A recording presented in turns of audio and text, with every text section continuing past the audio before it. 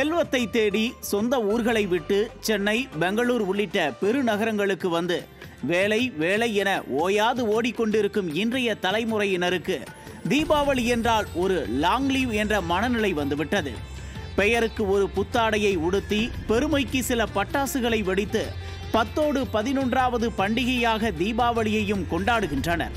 ஆனால் தீபாவளி என்பது நம்மை ஆட்டி படைக்கும் தீமைகள் எல்லாம் ஒளியும் ஓர் நன்னாள். அந்நாளில் குறிப்பிட்ட சில பூஜைகளை சரியான நேரத்தில் செய்வதன் மூலம் கடன் தொல்லைகள் நீங்கி செல்வத்தை பெருக்கலாம் என்கிறார்கள் ஆன்மீகத்தில் பெரும் நாட்டமுடைய பெரியோர். தீபாவளி திருநாளில் செல்வத்தின் அதிபதியான மகாலட்சுமி மற்றும் நவநிதிகளின் தலைவரான குபேரர் ஆகியோரை வழிபடும் லட்சுமி குபேர பூஜை செய்வதால் வீட்டில் செல்வம் பெருகும், தரித்திரம் நீங்கும் என்பது ஆன்மீக பெரியோரின் நம்பிக்கையாக உள்ளது. இந்த பூஜையை செய்வதற்கு வீட்டை முழுமையாக சுத்தம் செய்து நம்மால் முடிந்த வகையில் அலங்கரிக்க வேண்டும் என்கிறார்கள். தீபாவளி அன்று மாலை அல்லது இரவில் வரும் நல்ல நேரத்தை பஞ்சாங்கத்தை பார்த்து தேர்ந்தெடுத்து பூஜை செய்ய வேண்டும் என்கிறார்கள். பொதுவாக மாலை 6 மணி முதல் 8 மணி வரையிலான நேரம் வழிபாட்டிற்கு உகந்ததாக கருதப்படுகிறது. சரி, இந்த லட்சுமி குபேர பூஜையை எப்படி செய்ய வேண்டும் என்பதை பார்க்கலாம். பூஜை அறையின் இருபுறத்திலும் குத்து விளக்குகளை ஏற்றி மகாலட்சுமியின் திருவுருவ படத்தை பீடத்தின் மீது வைக்க வேண்டும்.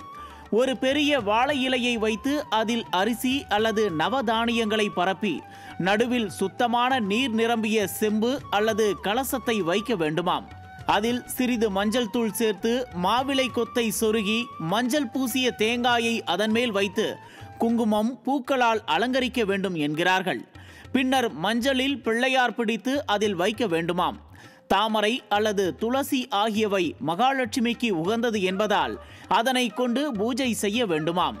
இந்த பூஜையின் போது காசுகள், நாணயங்கள், தங்க நகைகள் அல்லது வணிக பத்திரங்களை வைத்து வணங்கிவிட்டு பின்னர் அதனை எடுத்து கொள்ளலாம். பூஜையின் போது மகாலட்சுமி துதி, குபேரர் துதிகளை 108 முறை உச்சரிக்க வேண்டும்.